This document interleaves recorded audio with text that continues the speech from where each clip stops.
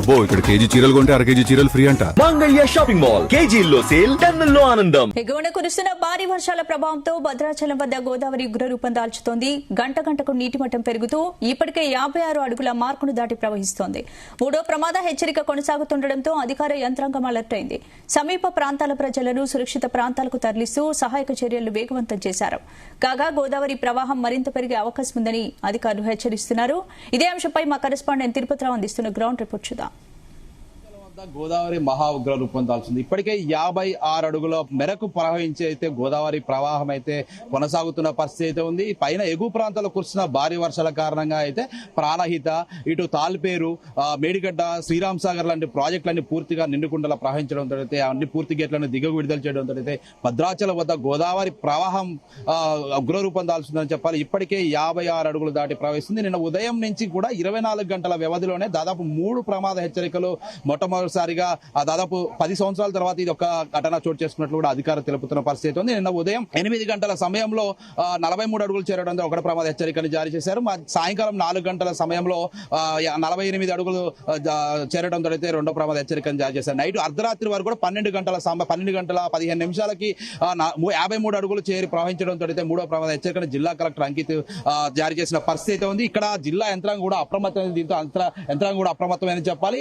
నిన్న రాత్రి నుంచి కూడా ఈ యొక్క గ్రామాల్లో అంటే ఏదైతే ముంపు ప్రాంత ప్రజలను కూడా జిల్లా కలెక్టర్ కావచ్చు, జిల్లా ఎస్పీ రోహిత్ రాజ్ కూడా పెద్ద ఎత్తున అయితే సహాయ చర్యలు చేపడుతున్న పరిస్థితి మనం విజువల్స్ లో చూసుకోవచ్చు. భద్రాచలం కరకట్ట ప్రాంతాల్లో ఉన్న ఇక్కడ ఈ యొక్క స్నానఘాట్లు మొత్తం కూడా పూర్తిగా స్నానఘాట్లు మొత్తం కూడా నీరు నిలిచిన పరిస్థితి. మొత్తంగా ఈ యొక్క స్నానఘాట్ల ప్రదేశంలో దాదాపు 20 అడుగుల మేరకు కూడా ఉన్నట్లు అంచనా వేస్తున్నారు. ఇక్కడ దాదాపు మొత్తం కూడా 56 అడుగుల వ్యవధిలో అయితే ఈ యొక్క ప్రవాహం 15 లక్షల క్యూసెక్ల నీరు దిగువకు విడుదలవుతుంది. ఇక మనం ఉపాలయాలు చూసుకుంటే ఉపాయాలలో కూడా పూర్తిగా నీరు చేరిన పరిస్థితి మనం చూసుకోవచ్చు. అక్కడ ఉపాయాలు కూడా పూర్తిగా నీట మునిగిన పరిస్థితి మనం చూసుకోవచ్చు. ఇక్కడ కరెంట్ పోల్స్ కూడా దాదాపు 20 అడుగుల మేరకు కూడా ఈ యొక్క ఏదైతే స్నానఘాట్ల వద్ద ఎలక్ట్రికల్ సిటీకి సంబంధించినటువంటి పోల్స్ కూడా పూర్తిగా నీట మునిగిన పరిస్థితి ఉంది. ఇక్కడ భద్రాచల పరిసర ప్రాంతాల్లో కూడా స్లూయిజులు కూడా పూర్తిగా లీక్ అవుతుండటంతో అక్కడ ఉన్నటువంటి వాటర్ ను కూడా గోదావరిలోకి విడుదల చేస్తున్న పరిస్థితి. ఏదేమైనా ఈ యొక్క గోదావరి ప్రవాహం సాయంకాలం వరకు కూడా 60 అడుగుల వరకు పెరిగే అవకాశం ఉన్నట్లు కూడా సిడబ్ల్యూసీ అధికారులు అంచనా వేస్తున్న పరిస్థితి ఉంది. ఇప్పటికే దాదాపు ఏదైతే ముంపు ప్రాంత గ్రామాలు కూడా గుర్తించడం జరిగింది. అక్కడ దాదాపు 20 పునరావాస కేంద్రాలు ఏర్పాటు చేసి వారికి కావాల్సినటువంటి సౌకర్యాలు కూడా ఏర్పాటు చేస్తున్న పరిస్థితి మనం చూసుకుంటున్నాం. ఇప్పటికే సాయంకాలం వరకు కూడా ఈ యొక్క ప్రవాహం కొనసాగే అవకాశం ఉన్న నేపథ్యంలో అయితే అధికారులు అయితే అప్రమవుతున్నారు. జిల్లా కలెక్టర్ కావచ్చు, జిల్లా ఎస్పీ కూడా పెద్ద ఎత్తున ఇక్కడ సమీక్ష సమావేశాలు నిర్వహించి ఎటువంటి ప్రాణ నష్టం, ఆస్తి నష్టం వాటి లేకుండా చూస్తున్న పరిస్థితి. ఇక్కడ కరకట్ట ప్రాంతం మొత్తం కూడా పహార కాస్తున్నారు. పోలీసులు మన విజువల్స్ లో చూసుకోవచ్చు. ఇక్కడ పోలీసులు కూడా పెద్ద ఎత్తున పహార కాస్తున్న పరిస్థితి ఉంది. ఇక్కడ ఎన్డీఆర్ఎఫ్ బృందాలు కావచ్చు, ఎస్డీఆర్ఎఫ్ బృందాలు కూడా పెద్ద ఎత్తున అయితే పహార కాస్తున్నారు. ఎవరిని కూడా కరకట్ట ప్రాంతాలు కానీ స్నానఘాట్ల వద్ద కూడా ఎవరిని రాకుండా ప్రత్యేక చర్యలు చేపడుతున్నారు. పోలీసు పర్యవేక్షణలో అయితే ఈ యొక్క బందోబస్తు నిర్వహిస్తున్న పరిస్థితి. మన విజువల్స్ ఇక్కడ ఉన్నటువంటి ప్రాంతం మొత్తం కూడా పోలీస్ పహారాలు అయితే కొనసాగుతున్న పరిస్థితి. సాయంకాలం వరకు కూడా ఈ యొక్క వరద ప్రవాహం కొనసాగుతున్న నేపథ్యంలో ఏదైతే ముంపు ప్రాంత ప్రజలను కూడా పునరావాస కేంద్రాలకి తరలించే విధంగా అయితే అధికారులు చేపడుతున్న పరిస్థితి అయితే ఉంది. ఇప్పటికే పెనిపాక కావచ్చు, ఇటు బూర్గంపాడు, సారపాక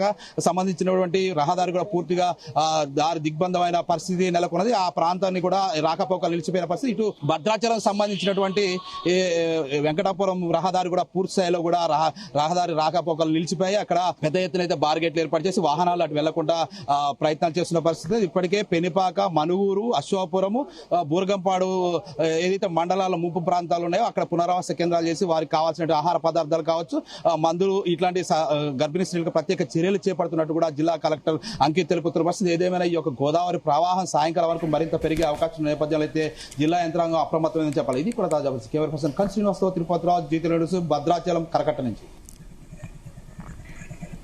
భద్రాచలం వద్ద గోదావరి నది ఉగ్రరూపం దాల్చుతోంది. గంట గంటకు పెరుగుతున్న వరద ప్రవాహంతో నీటి మట్టం 56 అడుగులు దాటి మూడో ప్రమాద హెచ్చరికకు మించి ప్రవహిస్తోంది. ఎగువ ప్రాంతాల నుంచి భారీగా వస్తున్న వరద నీటితో గోదావరి పరివాహక ప్రాంతాలు జలమయమయ్యాయి. మరోవైపు గోదావరి బ్యాక్ వాటర్ ప్రభావం ఆంధ్రప్రదేశ్, తెలంగాణ సరిహద్దు ప్రధాన రహదారులపైకి వరద నీరు చేరడంతో రాకపోకలు పూర్తిగా నిలిచిపోయాయి. వందలాది ఎకరాల్లో పంట పొలాలు నీట మునిగి రైతులు తీవ్ర ఆందోళన చెందుతున్నారు. లోతట్టు గ్రామాల ప్రజలను అధికారులు అప్రమత్తం చేస్తూ అవసరమైన చోట సహాయక చర్యలు చేపడుతున్నారు.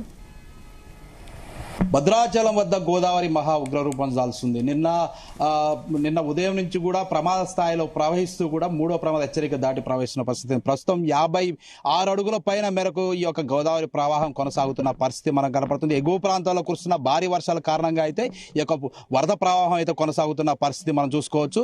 భద్రాచలం కరకట్ట ఆనుకొని అవతల ఉన్నటువంటి సారపాక సంబంధించినటువంటి కరకట్టగా ఆనుకొని ప్రవహిస్తున్న పరిస్థితి. దీంతో ఈ యొక్క పరిసర ప్రాంతాలను కూడా ముంపుకు గురైన పరిస్థితి మనం చూసుకోవచ్చు. విజువల్స్ లో ఇక్కడ ఉన్నటువంటి సుభాష్ నగర్ ప్రాంతానికి సంబంధించినటువంటి ఇటు కొనవరం రోడ్డు అంటే నేషనల్ హైవే వద్ద ఉన్నాము. నేషనల్ హైవే ఇదంతా కూడా రోడ్డు మొత్తం బ్లాక్ అయిన పరిస్థితి మనం చూసుకోవచ్చు. ఇక్కడ ఉన్నటువంటి వేలాది ఎకరాలు జామాయిలు కావచ్చు, పామాయిల్ తోటలు కూడా పూర్తి స్థాయిలో కూడా నీట మునిగిన పరిస్థితి అయితే ఉంది. ఇప్పటికే జిల్లా యంత్రాంగం అప్రమత్తమైంది. జిల్లా కలెక్టర్ అంకిత ఆధ్వర్యంలో అయితే ప్రత్యేక చర్యలు చేపడుతున్న పరిస్థితి అయితే ఉంది. నిన్న రాత్రి నుంచి కూడా జిల్లా ఎస్పీ రోహిత్ రాజుతో కలిపి ఈ యొక్క సహాయ చర్యలు చేపడుతున్న పరిస్థితి.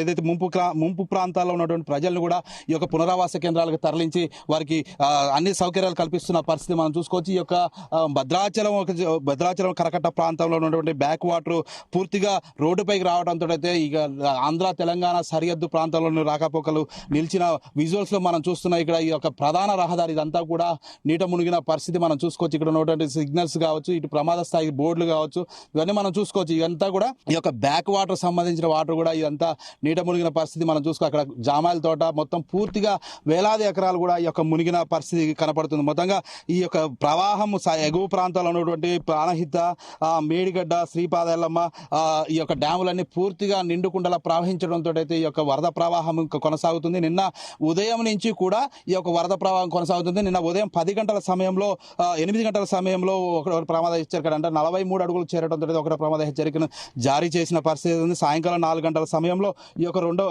48 అడుగులు చేరడంతో రెండో ప్రమాద హెచ్చరికను జారీ చేశారు. రాత్రి 12 గంటల 15 నిమిషాల సమయంలో రాత్రి 12 గంటల సమయంలో 53 అడుగులు చేరడంతో అయితే మూడో ప్రమాద హెచ్చరికను కూడా జారీ చేసిన పరిస్థితి మనం చూసుకోవచ్చు. ఇక్కడ విజువల్స్ లో చూసుకోవచ్చు. ఇక్కడ ప్రవాహం, గోదావరి ప్రవాహం ఈ రోడ్డుపై నుంచి ఎలా ప్రవహిస్తుందో మనం ఇక్కడ విజువల్స్ లో చూడొచ్చు. నీటిలో ఇదంతా చూసుకోవచ్చు. ఈ యొక్క బ్యాక్ వాటర్ తోటి అయితే ఇక్కడ భద్రాచల పరిసర ప్రాంతంలో కూడా సుభాష్ నగర్ కావచ్చు, కొత్త కాలనీ కావచ్చు, అయ్యప్ప నగర్ కూడా పూర్తిగా నీటి మునగడంతో అయితే ఇక్కడ దాదాపు 4 పునరావాస కేంద్రాలు ఏర్పాటు చేసి వారికి అన్ని సౌకర్యాలు ఏర్పాటు చేశామని కూడా జిల్లా కలెక్టర్ తెలుపుతున్న పరిస్థితి అయితే ఉంది. ఈ యొక్క ప్రవాహం సాయంకాలం వరకు కూడా ఇంకా పెరిగనున్న నేపథ్యంలో అయితే అధికారులు ఇంకా అప్రమత్తం అవుతున్నారు. గోదావరికి సంబంధించినటువంటి ఇంకా ముంపు గ్రామాలు అంటే గోదావరి జిల్లాలో ఉన్నటువంటి పెనిపాక కావచ్చు, ఇటు మనుగూరు, అశ్వాపురం, బూర్గంపాడు, సారపాకు సంబంధించినటువంటి ముంపు ప్రాంతాల్లో ఉన్నటువంటి ప్రజలను కూడా నేను రాత్రి నుంచే పునరావాస కేంద్రాలకు తరలిస్తున్న పరిస్థితి మనం తెలుస్తుంది. మొత్తంగా ఈ రోజు సాయంకాలం వరకు కూడా ఈ యొక్క ప్రవాహం ఇంకా పెరిగే అవకాశం ఉన్న నేపథ్యంలో అయితే అధికారులు ఇంకా అప్రమత్తం అవుతున్నారు. ఈ రోజు సాయంకాలం వరకు కూడా 60 అడుగుల వరకు పెరిగే అవకాశం ఉన్నట్లు కూడా సిడబ్ల్యూసీ అధికారులు తెలపడంతో అయితే ఈ యొక్క ప్రత్యేక సహాయ చర్యలు చేపడుతున్నారు. ఈ కరకట్ట ప్రాంతం మొత్తం కూడా తానఘాట్లు కావచ్చు, ఇటు ఉపాలయాలు కూడా పూర్తిగా నీట మునగడంతో అయితే అక్కడ ఉన్నటువంటి మొత్తం కూడా సిఆర్పి ఏదైతే ఎన్డీఆర్ బృందాలు కావచ్చు, ఎస్డీఆర్ బృందాలు కావచ్చు, ఇటు గజయితగాలు పెద్ద ఎత్తున పహార కాస్తున్నారు.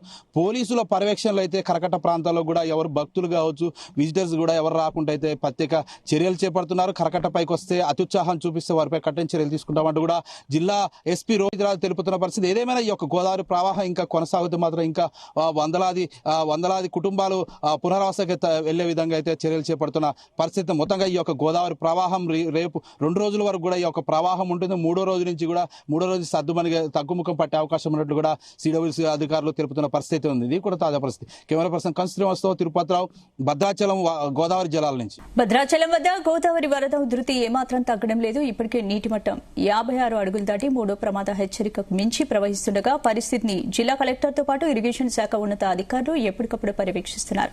ఎగువ ప్రాంతాల నుంచి భారీగా వరద నీరు వస్తుండటంతో ఇంకా నీటి మట్టం పెరిగే అవకాశం ఉందని అధికారులు చెబుతున్నారు. భద్రాచలం వద్ద గోదావరి ప్రవాహం అయితే అంతకంతకు పెరుగుతూ వస్తుంది. ఇప్పటికే 56 అడుగులు దాటి మరి ప్రవహిస్తున్న పరిస్థితి. ఇక్కడ అధికారులు కావచ్చు, స్థానిక ప్రజాప్రతినిధులు కూడా పెద్ద ఎత్తున పర్యవేక్షించి ఇక్కడ ఎటువంటి లోటుపాట్లు లేకుండా చూసుకున్న పరిస్థితి. స్థానికంగా ఉన్నటువంటి మొట్టమొదటిసారిగా గెలిచినటువంటి సర్పంచ్ ఉన్నారు, వారిని కూడా అడిగి తెలుసుకునే ప్రయత్నం. సార్ చెప్పండి, సర్పంచ్ గారు, ఇప్పటికే మీరు గెలిచిన తర్వాత మొట్టమొదటిసారిగా ఈ యొక్క వరద ప్రవాహం కొనసాగుతున్న పరిస్థితి అయితే ఉంది. మీకు కావాల్సిన గ్రామ పంచాయతీ సంబంధించినటువంటి సౌకర్యాలు కల్పిస్తున్నారు.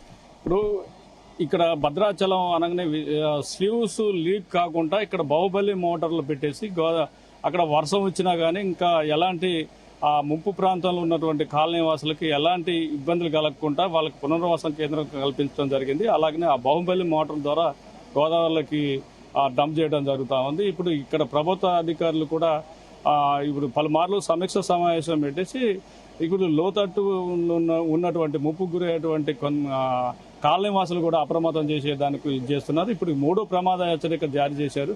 ఇంకా ఎలాంటి ప్రమాదం లేదు కాబట్టి మాకు ప్రభుత్వ యంత్రాంగంతో పాటు ఇక్కడ ఉన్నటువంటి ప్రజాప్రతినిధులు కూడా అంత సహాయ సహకారాలతోని భద్రాచలానికి ఎలాంటి ప్రమాదాలు లేకుండా చూసేటువంటి బాధ్యత చర్యలు తీసుకుంటామని తెలియజేస్తున్నారు. అయితే భద్రాచలంలో ఎన్ని ముంపు గ్రామాలు గుర్తించారు, ఇక్కడ వారికి కావాల్సిన పునరావాస కేంద్రం ఎక్కడెక్కడ ఏర్పాటు చేశారు? ఇప్పుడు భద్రాచలంలో పునర్వాస కేంద్రాలు చేసి నన్నపనేని స్కూల్ ఆవరణలో ఒకటి చేశారు, జూనియర్ కాలేజీలో ఒకటి చేశారు. తర్వాత సుభాష్ నగర్ కాలనీ, కొత్తపేట, తర్వాత ఈ 3 కాలనీకి సంబంధించిన అయ్యప్ప కాలనీకి సంబంధించిన 3 కాలనీకి సంబంధించినటువంటి పునర్వాస కేంద్రాలు వాళ్ళకి కావాల్సినటువంటి భోజన వసతి, నీటి తాగడానికి కానీ మందు అంటే మెడిసిన్ కానీ అవన్నీ అన్ని ప్రభుత్వం తరఫున అంత సిద్ధం చేస్తుంది. సుమారుగా ఈ యొక్క పునరావాస కేంద్రాలు ఎంతమంది, ఎన్ని కుటుంబాలు ఉన్నాయి, ఎంతమంది? మొత్తం ఒక 600 మంది ఉంటున్నారు సుమారుగా. ఇంకా దాంట్లో ఇంకా అంత ప్రమాదంగా ఇదేం లేదు. అయినా సరే ముందు జాగ్రత్త చర్య ఇప్పుడు ఇక్కడ ఉన్నటువంటి మన జిల్లా కలెక్టర్ గారు అంకిత్ గారి ఆధ్వర్యంలో ఇక్కడ ఉన్నటువంటి ప్రభుత్వ యంత్రాంగం అందరి అప్రమత్తంగా ఉండి వాళ్ళని పునర్వాస కేంద్రానికి తరలించడం జరుగుతూ ఉంటుంది. Thank you. మొత్తంగా చూసుకుంటే మాత్రం భద్రాచలంలో అయితే పునర్వాస కేంద్రాలు ఏర్పాటు చేశాము. ఇక్కడ దాదాపు 3-4 చోట్ల కూడా పునర్వాస కేంద్రాలు ఏర్పాటు చేశాం. వారికి కావాల్సిన సదుపాయాలు కూడా ఏర్పాటు చేయాలని సర్పంచ్ తెలుపుతున్న పరిస్థితి ఉంది.